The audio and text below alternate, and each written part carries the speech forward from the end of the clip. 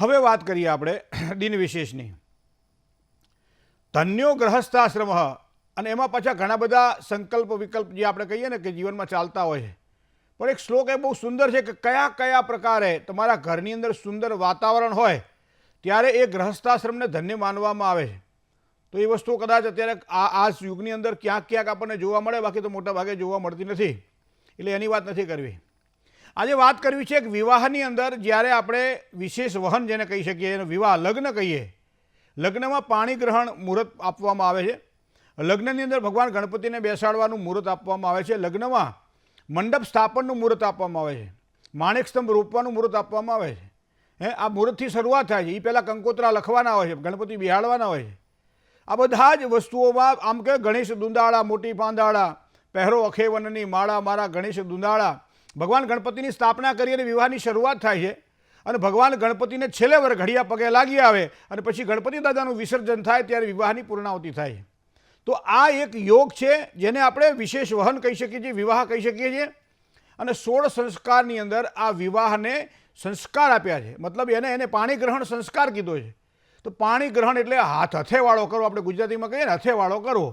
તો પાણી ગ્રહણ સંસ્કાર મતલબ કે મારો હાથ હવે તારા હાથમાં આપું છું, મારી જવાબદારી તારી, તારી જવાબદારી મારી. અને એટલા માટે કદાચ મને લાગે છે 5 કોળિયા ખવડાવવાનો નિયમ આપણા શાસ્ત્રમાં, આપણા વિવાહ સંસ્કારમાં, પૂજામાં બતાવવામાં આવેલો છે કે તારા ચિત્ત સાથે ચિત્ત એક થાય, તારી જીહવા સાથે જીહવા એક થાય, તારા માંસ મજ્જા સાથે મજ્જા, એ મતલબ એક થઈ જાય. અને એ એકોહમ બહુશ્યામ, બે જણા એક બની જાય અને પછી જીવન જીવવાની જે મજા છે એ વસ્તુ અલગ છે. તો આ વિવાહ સંસ્કારની અંદર વિધિનું મહત્વ સમજવું રહ્યું મિત્રો. વિવાહની અંદર સામાન્ય રીતે અત્યારે આપણે 3 પ્રકારના વિવાહની કલ્પના કરી શકીએ છીએ. અને એ આપણા ઋષિમુનિઓએ આપણને બતાવેલી છે કે પૈસાચી વિવાહ છે, મનુષ્યત્વવાળા વિવાહ છે કે તમે દૈવી વિવાહ છે. તો સામાન્ય રીતે શરીરનો જેને મોહ હોય, વાસનામય જીવન જેનું જીવન હોય, ફક્ત બાહ્ય દેખાવના આધારે એકબીજાની પસંદગી થતી હોય અને પછી ત્યારબાદ ફક્ત અને ફક્ત ભોગોને ભોગવવા માટે જે વિવાહ થાય છે અને પૈસાચી વિવાહ કહેવામાં આવે છે. અને મોટા ભાગે તમે જોજો, આપણે જ્યારે છોકરી જોવા જઈએ કે આપણે જ્યારે છોકરો જોવા જઈએ ત્યારે શું કહેવાય, ઘણા બધા તો મને આવીને પાછા અમને કહે કે મહેન્દ્રભાઈ છોકરો જોવા માટે કોઈ જતું નથી.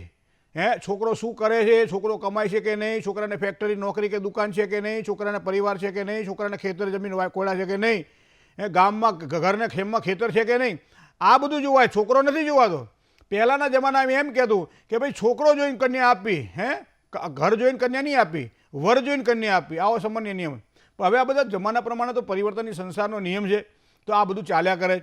પણ મને એમ ખબર પડે કે જે પ્રમાણે આ મેકઅપ કરવામાં આવે અને પછી ઓરિજિનલ ચહેરો અંદર ઢાંકી દઈએ અને બીજો એક ચહેરો બહાર એક દેખાઈ આવે છે આપણને, શું એ ચહેરો સાચો હોય છે?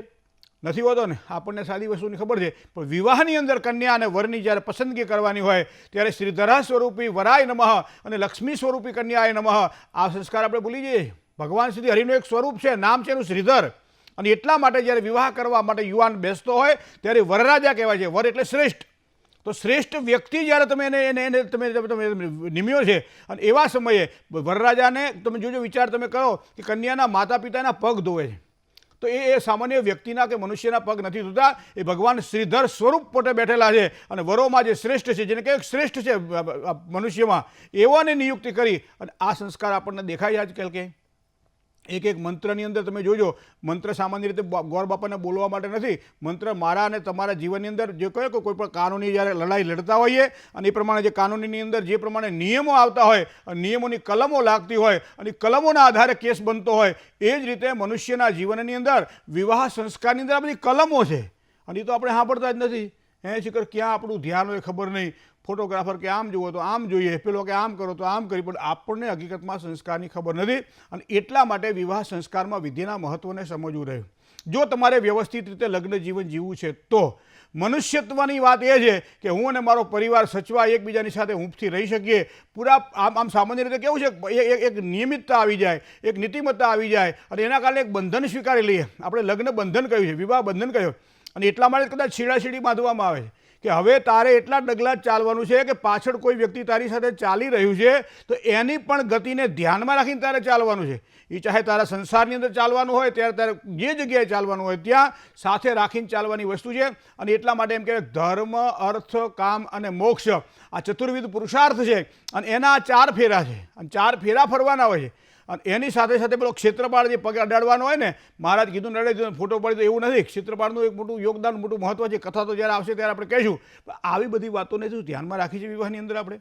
વિવાહની અંદર વર જ્યારે પ્રવેશ કરતો હોય ત્યારે એનું હામૈયું કરવામાં આવે, તોરણ બાંધવામાં આવે. તોરણનો મતલબ એવો થાય કે આસોપાલવનું તોરણ છે. અને આસોપાલવની અંદર એવો ગુણ છે કે ઘણા બધા સમય સુધી એ ઓક્સિજનને બહાર કાઢી શકે છે, કાર્બન ડાયોક્સાઇડને ચૂસી શકે છે.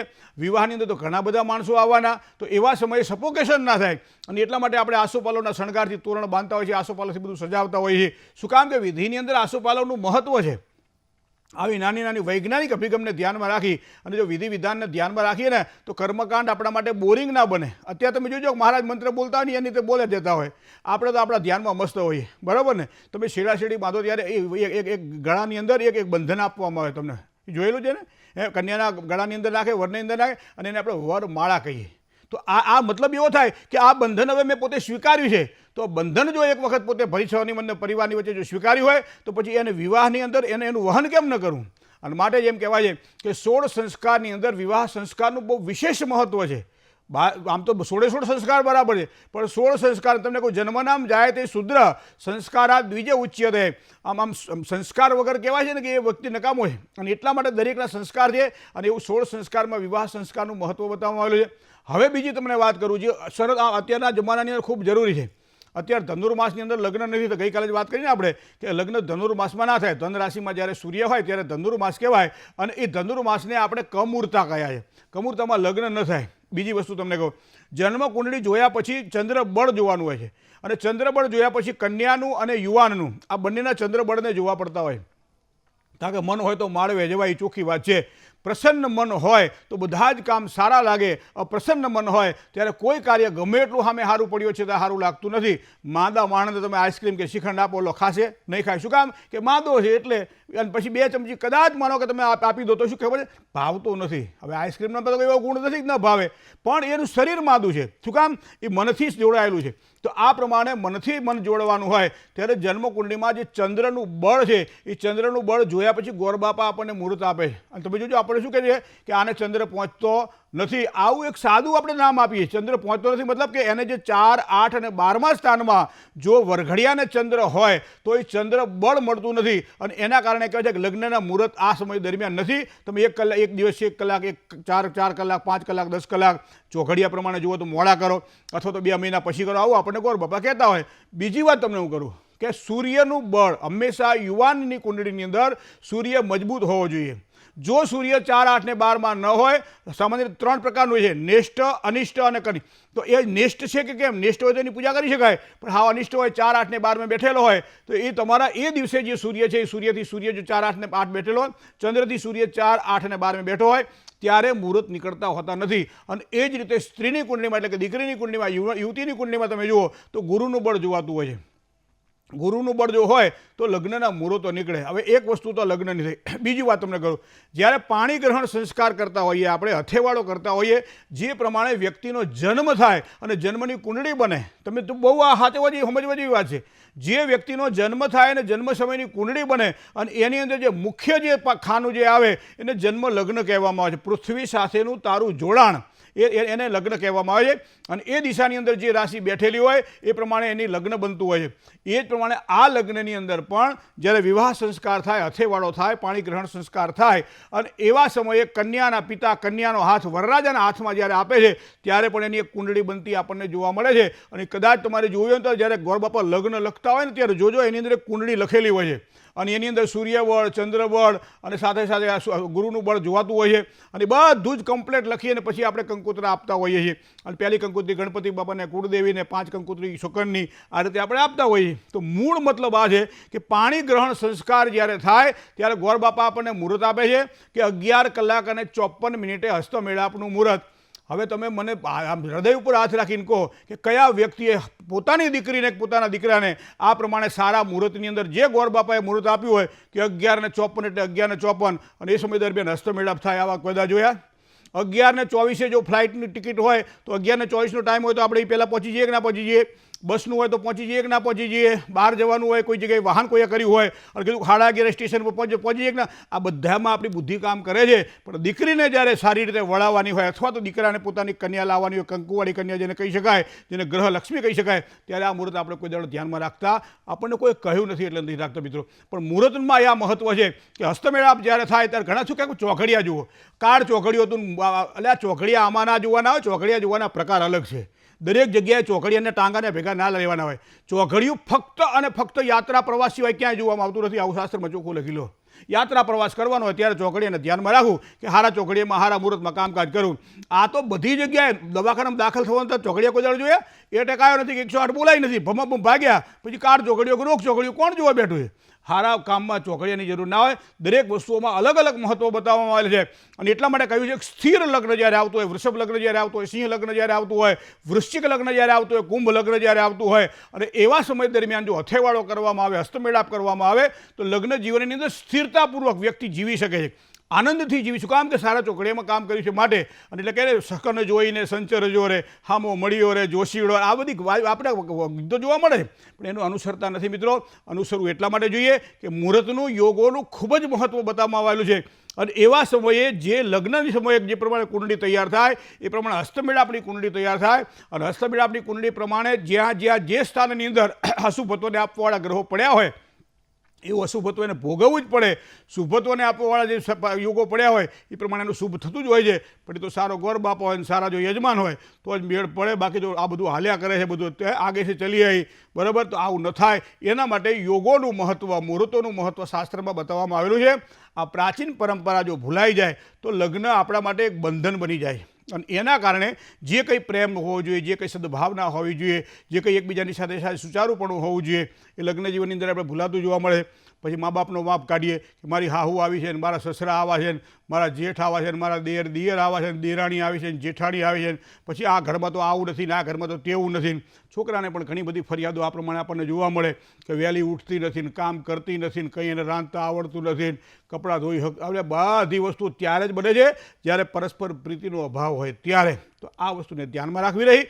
પ્રાચીન પરંપરાઓને મિત્રો આજ પણ ધ્યાનમાં રાખવી પડે કારણ કે આપણે કંઈ જૂનું એટલું સોનું, આ શબ્દને યાદ રાખજો, જૂનું એટલું સોનું એક વખત તો ફરતું ફરતું આ ચક્ર પાછું આવી જ રહ્યું છે અને આવશે જ. પ્રાચીન પરંપરાને ધ્યાનમાં રાખીને જો વિવાહ સંસ્કાર કરવામાં આવે લગ્ન જીવનમાં આજ પણ સારામાં સારી સુખાકારીની પ્રાપ્તિ થાય છે.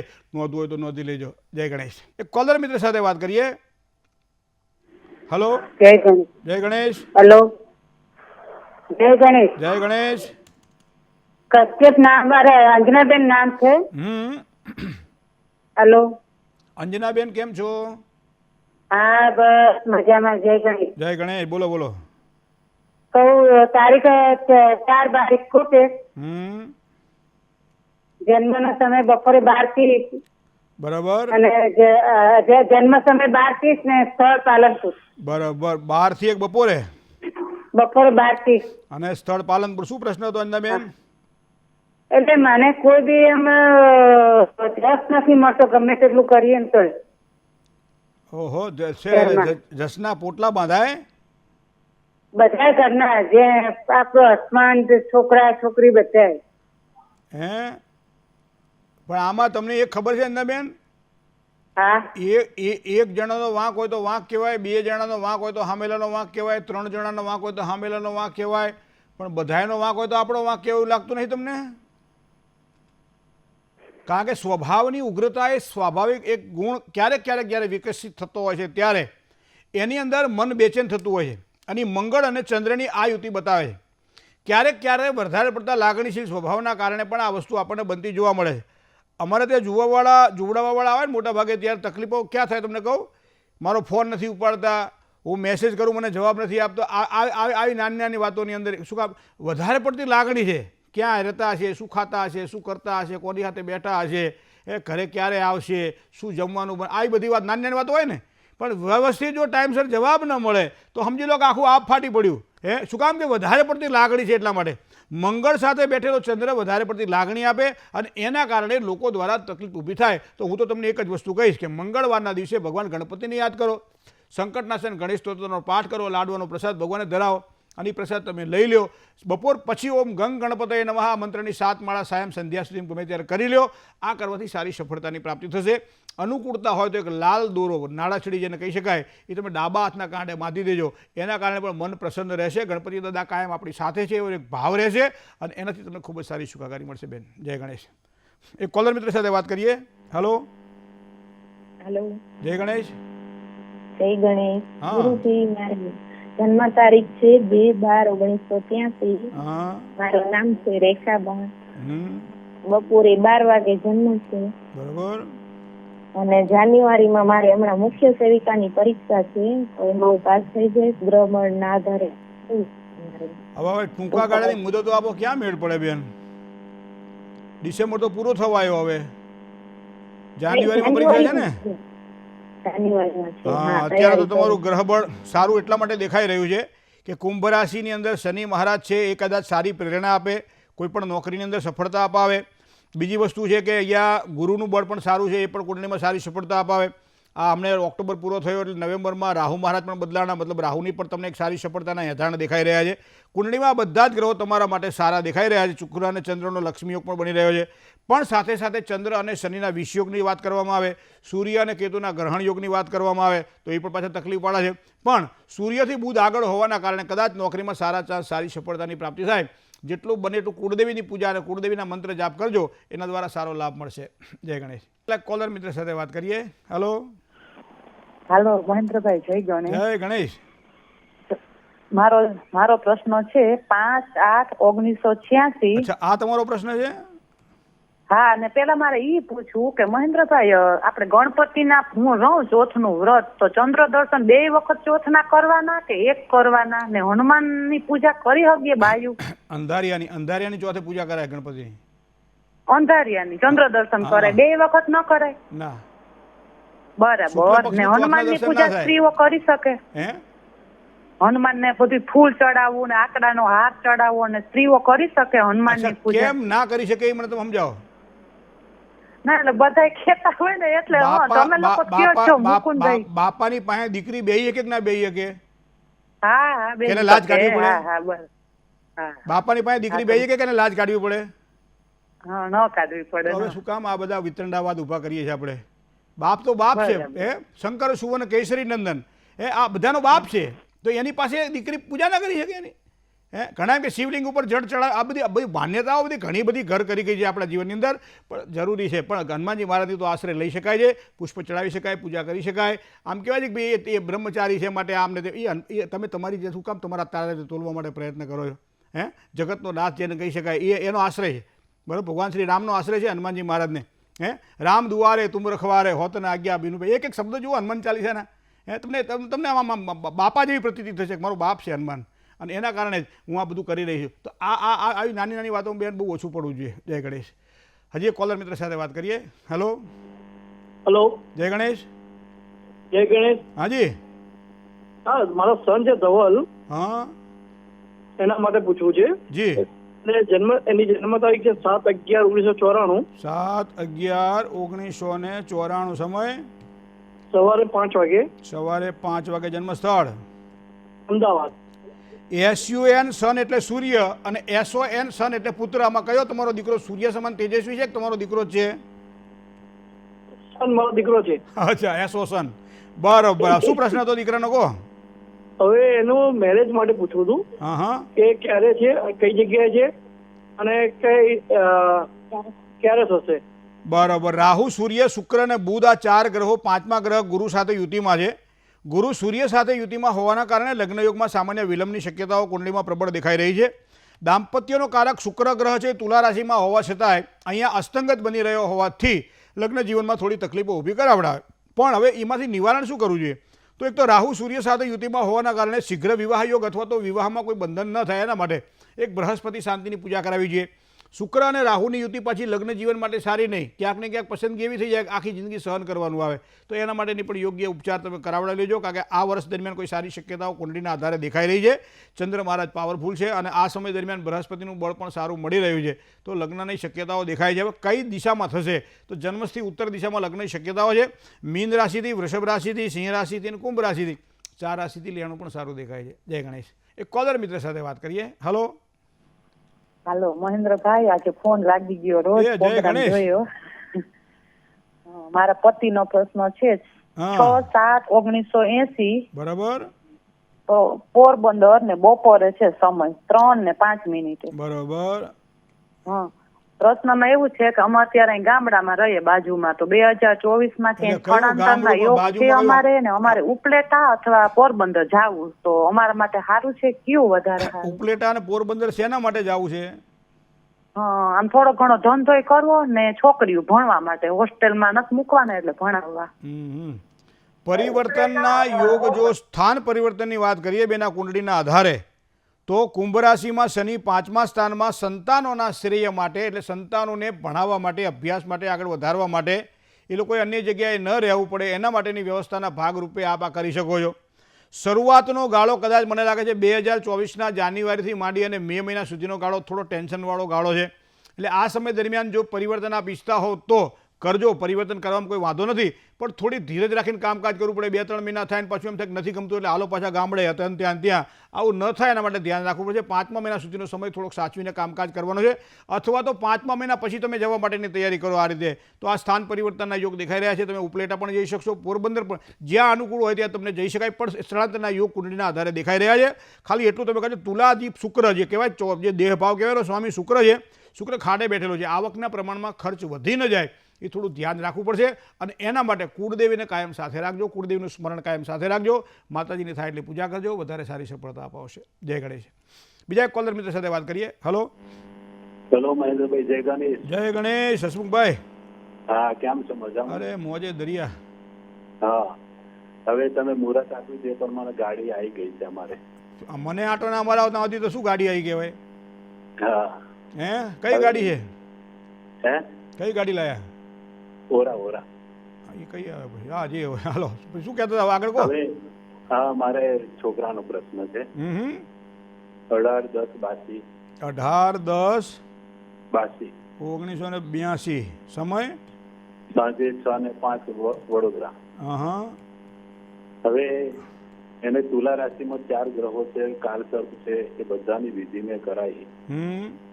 તો મારે એને બહુ ઝઘડા થયા. મારે એના માટે મારે શું ઉપાય કરવો? હવે રોગ એને થઈને દવા તમે લો, ક્યાં મેળ પડે?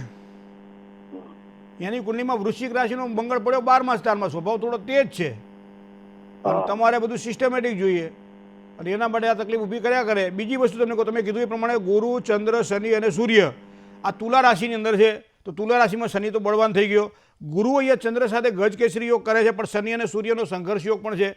હવે જે સ્થાન તમારી કુંડલીમાં વૃશ્ચિક રાશિનું 12મું છે, એનાથી આ 12મું સ્થાન, એટલે કે અહીંયા સૂર્ય અને શનિનો સંઘર્ષ યોગ થયો, પિતા સાથે સંઘર્ષ રહે, કારણ કે પરિવારજનો કે 10મા સ્થાનથી બીજું સ્થાન એટલે 11મું સ્થાન, બરાબર છે. તો આ કુંડળીમાં ગ્રહો તો પ્રમાણે. બીજી તમને એક વસ્તુ કહું, વિધિ વિધાન કરાવ્યા પછી પણ ક્યારેક એવું બનતું હોય, કારણ કે આપણે ગાડીને જ્યારે મેં જોયું છે કે સ્ટાર્ટ ન થતી હોય ને, જ્યારે મોટર કુલું જતું રહ્યું હોય ને, શું કહેવાય એને, બેટરી, અને એવા સમયે 2-3 જણાથી ધક્કા મારતા હોય. મેં આ જોયું છે એટલે હું તમને ઉદાહરણ સાથે કહી શકું. પછી ઘણી વખત એવું થાય કે એક વખત ધક્કો મારે તો ચાલુ ના થાય એટલે પેલો મૂકી ના દે, પછી બીજી વખત ઢાળ ઉપર ગાડી લઈ જાય, ફરતી પાછો ધક્કો મારે, જ્યાં સુધી ચાલુ ના થાય ત્યાં હું ધક્કા મારવા પડે. તો કુંડળીમાં ગ્રહોનું પણ એવું છે. યોગ્ય નિર્ણય પ્રમાણે વ્યવસ્થિત રીતે પૂજા જ્યારે કરાવવાની હોય ત્યારે એકાદ વખત ધક્કો મારીને કદાચ માનો કે ગાડી સ્ટાર્ટ ના થાય તો બીજી વખત કરી શકાય. આમાં તો બીજું કંઈ કરવાનું હોતું નથી, પણ આ કરવાથી હસમુખભાઈ ખૂબ જ સારો લાભ થશે. તમારે જો કરવાની ઈચ્છા હોય તો મંગળવાર કરજો. લાલ આસન પર બેસી ગણપતયે નમઃ આ મંત્રની 11 માળા દર મંગળવારે કરજો, અને ગોળનો પ્રસાદ ગાયને ખવડાવજો. કદાચ આ કરવાથી સારી સફળતાની પ્રાપ્તિ થાય. બીજું, પિતાના સ્થાનની અંદર બુધ છે, વાણી ઉપર થોડો સંયમ જો રાખવામાં આવે તો પિતા અને પુત્ર વચ્ચે ખૂબ જ સારો વ્યવહાર છે, અને આવો નવો વ્યવહાર કાયમ રહેશે. જય ગણેશ. કોલર મિત્ર સાથે વાત કરીએ. હલો. હા, જય ગણેશ. જય ગણેશ. અરે મારા બાબાની જન્મ તારીખ છે 20/5/1990, અને સમય છે બપોરે 2 વાગે. બરોબર. અને અમદાવાદ ચાંદખેડામાં. હા, તો એનું ભવિષ્ય એનું નોકરી વિશે શું છે? તમે મને માંડીને વાત કરો. ભવિષ્ય જોવું છે કે નોકરી જોવી છે? એનું ભવિષ્ય, નોકરી બે જોઈએ ને. એમ ના જોઈએ. નોકરી કહો તો શું કરે અત્યારે? હા, હે નોકરીમાં શું કરે અત્યારે? અત્યારે ઓનલાઈન પરીક્ષાઓ આપે છે. કેટલા વર્ષ થયા? હા, એને કેટલા વર્ષ થયા? એને લગભગ 32-33 વર્ષ થયા. તો 10-15 વર્ષ પહેલાં તો 32 વર્ષનો છોકરો તો આમ તૈયાર થઈ ગયેલો એ બધી રીતે હજી પરીક્ષા જ આપે છે. કેમ એમ બાપા ત્રાસ અનુભવતા લાગે હું કરે સમજી લેવાનું હું કાંઈક લોચા. હેલો. હા હવે જુઓ હું તમને કુંડળીના આધારે કહું. ચંદ્ર અને શુક્ર મીન રાશિની અંદર છે, મતલબ ભાગ્ય તો ભગવાને સારું ઘડેલું છે, પણ પથ્થરની અંદરથી જો મૂર્તિ બનાવી હોય તો એને કંડારવો પડે છે પથ્થરને. એ જ પ્રમાણે ભાગ્યને ઘડવો તો એને કામે વળગવું પડશે. બીજી વસ્તુ અહીંયા કેતુ ચંદ્ર છે ને શુક્ર સાથે છે, લક્ષ્મી યોગ તો છે. મોટા સપનાઓ જોવામાં ક્યારેક ક્યારેક નાના નાના વસ્તુઓને આપણે ધ્યાનમાં રાખતા હોતા નથી. મોટી નોકરી હોય, વધારે પૈસો મને મળે, પૈસાનું કરશો શું? જ્યાં શાંતિ મળતી હોય એ જ સાચું સુખ છે. ધન તો એના માટે સાઈડ ઇપુલ છે, પણ આ બધી વસ્તુ ધ્યાનમાં રાખવી રહી. બીજી વસ્તુ તમને કહું કે અહીંયા ભવિષ્ય એનું સારું છે, પણ છઠ્ઠા સ્થાનમાં રાહુ અને સૂર્ય રાહુ અને શનિ બેઠા છે. હવે આ યોગને શ્રાપિત યોગ કહેવામાં આવે.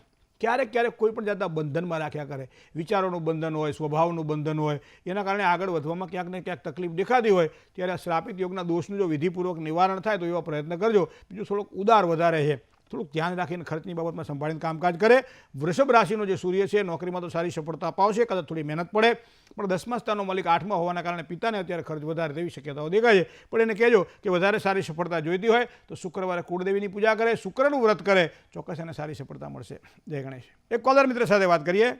હલો. હેલો. હાજી. જય ગણેશ. જય ગણેશ. જય ગણેશ. મારે મારા દીકરા વિશે પૂછવું હતું. જી. મારા દીકરાની તારીખ જન્મ તારીખ 25/11/2005 સાંજના 4 વિશે. બરાબર. એનું ભવિષ્ય કેવું રહેશે અને એને કંપનીમાં જવાનું કહેશો તો કેવું રહેશે? હે એ કંપનીમાં જવાનું કહેશે અને એનું ભવિષ્ય કેવું રહેશે? આ બધાય ભવિષ્યની વાતો કરે છે, વર્તમાનની તો કોઈ વાત કરતું જ નહીં. હે બેન, કંપનીમાં જવું છે ને?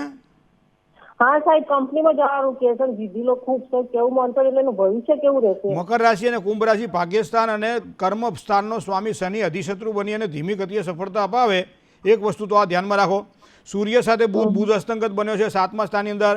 વધારે પડતા વ્યક્તિઓ જ્યાં કામ કરતા હોય એ જગ્યાએ કામ કરવાની તક મળે, પણ ઘણી વખત આમ કહેવાય ને બોલવું હોય બોલી ના શકે, જે કામ કરવું એ કરી ના શકે. તો આવા સમયે દર બુધવારના દિવસે ગાયને લીલું ઘાસ ખવડાવવામાં આવે. લીલું ઘાસ ન હોય તો શાકભાજી, પાલક આદિ શાકભાજી ખવડાવવામાં આવે. એ ના હોય તો બાફેલા મગની અંદર ગોળ નાખો, રોટલી સાથે ગાયને ખવડાવો તો સારી સફળતા મળે. પણ સાથે સાથે ધરો ભગવાન ગણપતિને બુધવારના દિવસે જો ચડાવો તો પણ બુધનું બળ પ્રાપ્ત થાય, વાણી એની મજબૂત થાય. બીજી વસ્તુ, શનિ મહારાજ કર્ક રાશિમાં અધિશત્રુ બની અને પરાક્રમ સ્થાનમાં છે, તો એને જે જગ્યાએ કંપનીમાં કામકાજ કરવાનું છે ત્યાં જવા માટે હવે આજથી શરૂ કરો. દર શનિવારે એને તમે એકટાણું કરાવડાવજો, એનાથી એને ખૂબ જ સારો લાભ થશે. જય ગણેશ. બીજા એક કોલર મિત્ર સાથે વાત કરીએ. હેલો. હલો. હાજી. હા, જય ગણેશ. જય ગણેશ. મારા બાબા માટે પ્રશ્ન છે. હાજી. જામનગર, જન્મસ્થળ ચોટીલા. જામનગર કે ચોટીલા? ચોટીલા જન્મસ્થળ અને જન્મ તારીખ 17/3/2003. 17/3/2003.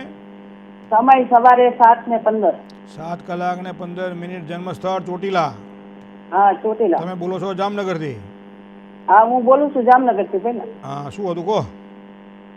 હવે એને છે ને નોકરીમાં ક્યાંય મેળ પડતો નથી. અત્યારે શું કરે છે? અત્યારે કંઈ જ કરતો નથી. શું ભણ્યો? ભણેલો તો 12 ભણેલો છે અને ગ્રેજ્યુએટ થઈ ગયું છે. હા, 12 ભણ્યો પછી ગ્રેજ્યુએટ કરીને 12 ભણ્યો કે 12 ધણી ગ્રેજ્યુએટ કર્યું? 12 ભણીને ગ્રેજ્યુએટ કર્યું. અચ્છા, ને પહેલા ગ્રેજ્યુએટ નહીં કરી લીધું ને? હે? નહીં, રહેવા દો. શનિ સાથે રાહુ તૃતીય પરાક્રમ સ્થાનમાં. બેન જુઓ, એક કુંડળીની અંદર તાસીર છે કે ત્રિશળાએ 3, 6 અને 11મા સ્થાનમાં નોકરી માટે ખાસ કરી અને આ સ્થાનને જોવાતા હોય છે. છઠ્ઠું સ્થાન આમ તો બંધનનું સ્થાન માનવામાં આવે છે, પણ નોકરી એટલે એક બંધન જ છે. કોઈ જગ્યાએ સમયસર જાવું, સમયસર કામ કરવું, સમયસર પગાર લેવો અને ઘરનું એક સારું ચલાવવું. ત્રીજું સ્થાન પરાક્રમ સ્થાન છે, જ્યાં જઈને કામ કરવું અને એનાથી મળતો લાભ એટલે 11મું સ્થાન છે. તો ત્રિશળાએ અહીંયા ત્રીજા સ્થાનની અંદર શનિ રાહુ સાથે હોવાના કારણે પહેલાં તો એને નોકરી કરવા માટે અંદરથી મન બનાવવું પડે કે મારે આ નોકરી, ગમે એવી નોકરી હોય, મારે નોકરી કરવી છે. તો એક વસ્તુ આ ગ્રેજ્યુએશન આમ ઢગલો આપણને અત્યારે છોકરાઓ, છોકરીઓ, દીકરીઓ કરતી હોય છે, પણ બધાને કંઈ સરખી અને સારી વ્યવસ્થિત નોકરી નથી મળતી હોતી, પણ શૂન્યમાંથી સર્જન કરી શકે એ જ સાચો યુવાન. આ વસ્તુ એને શીખવાડવું પડશે, કારણ કે શનિ મહારાજ પરાક્રમ સ્થાનમાં છે એટલે ભાગ્ય સ્થાન ઉપર પૂર્ણ દ્રષ્ટિ કરી રહ્યા છે અને એના કારણે એનું ભાગ્ય ધીમી ગતિએ ચાલે, પણ થોડીક પ્રેરણા આપણા તરફથી પણ મળે એવો પ્રયત્ન કરવો રહ્યો. બીજું, શનિ અને રાહુના શ્રાપિત યોગના દોષનું એક વિધિપૂર્વક નિવારણ પણ જો કરાવડાવવામાં આવે તો એને સારી સફળતાની પ્રાપ્તિ થાય. ફાગણ મહિનાના શુક્લ પક્ષની 14 એટલે હોળીના પહેલા દાડે એનો જન્મ છે, તો હોળીની અસર પણ થોડી થોડી એને થાય અને એના કારણે સ્વભાવની ઉગ્રતા, ઉતાવળિયા પણ કામ ઝંઝટ જેને કહી શકાય ને આવું રહ્યા કરે, કારણ કે મંગળ પણ કુંડળીમાં ધન રાશિનો છે એટલે આત્મસન્માનથી જીવવા માટે પ્રયત્ન તો કરવો રહ્યો, પણ થોડીક મહેનત પણ કરવી પડે અને આવા સમયે ભગવાન ગણપતિની પૂજા કરે, મહાદેવજીની ઉપાસના કરે તો પણ એને ખૂબ જ સારો લાભ થશે. જય ગણેશ. બીજા એક કોલર મિત્ર સાથે વાત કરીએ. હલો, જય ગણેશ. હેલો, જય ગણેશ સર. મહેન્દ્રભાઈ. હા હા, હું સુરેન્દ્રનગર થી બોલું છું. જી. હા, મારા બાપા માટે પૂછવું હતું. ઠાકર શુભમ અમિતભાઈ નામ અને જન્મ તારીખ છે 14/11/2010. 14/11/2010. સમય 10 અને જન્મ સમય છે સાંજે 5:35. બરાબર. જન્મ સ્થળ અમદાવાદ. બરાબર. શું પ્રશ્ન હતો બાબાનો? એટલે એના માટે એમ કે એને રમત ગમત ક્ષેત્રમાં એને બહુ ઇન્ટરેસ્ટ છે, રસ છે રમત ગમતમાં. શેમાં એને રમવું છે? કેવું આગળ વધશે? શેમાં રસ છે? રમત ગમત. એટલે રમત ગમતમાં એને ક્રિકેટમાં વધારે રસ છે એને. બરાબર. ઘણી વખત આપણે ટીવીના માધ્યમથી કહીએ છીએ કે છોકરાઓને જ્યારે રમત ગમતમાં રસ હોય ત્યારે આઉટડોર ગેમ જે છે એમાં ક્રિકેટ ખાસ કરી અત્યારે એક બધાને આમ, પણ વૃશ્ચિક રાશિનો જેનો મંગળ છે ને બહુ જ પાવરફુલ ગ્રહ છે, પણ સાથે સાથે ભણતર પણ હોવું જરૂરી છે. ક્રિકેટ તો રમવે એ કરે પણ સાથે સાથે ભણતર પણ હોવું જરૂરી છે. બીજી વાત તમને કહું, તુલા રાશિનો સૂર્ય અહીંયા નીચનો બનીને 7મા સ્થાનમાં બેઠો, યોગ્ય ગાઈડ મળે, શીખવાડવાળો જો વ્યવસ્થિત મળે તો ક્રિકેટની અંદર ખૂબ જ આગળ પહોંચી શકે છે. પણ એના માટે એક 4મુખી રુદ્રાક્ષ આવે છે અને સૂર્યનું રત્ન આવે છે. સૂર્યના રત્નનું પેન્ડલ બનાવી લાલ કોઈ પણ આપણે દોરો કહેવાય ને એ દોરાની અંદર 4મુખી રુદ્રાક્ષ સાથે જો એને ધારણ કરાવડાવવામાં આવે તો ક્રિકેટની અંદર આગળ જતાં એને સફળતા સારી મળે ને પોતાનું કાર્ય મનપસંદ કરી શકે. પણ અભ્યાસમાં પણ થોડું ધ્યાન અપાવજો, કારણ કે અભ્યાસમાં પણ ખૂબ જ એને આગળ વધવાની તકો દેખાઈ રહી છે. જય ગણેશ.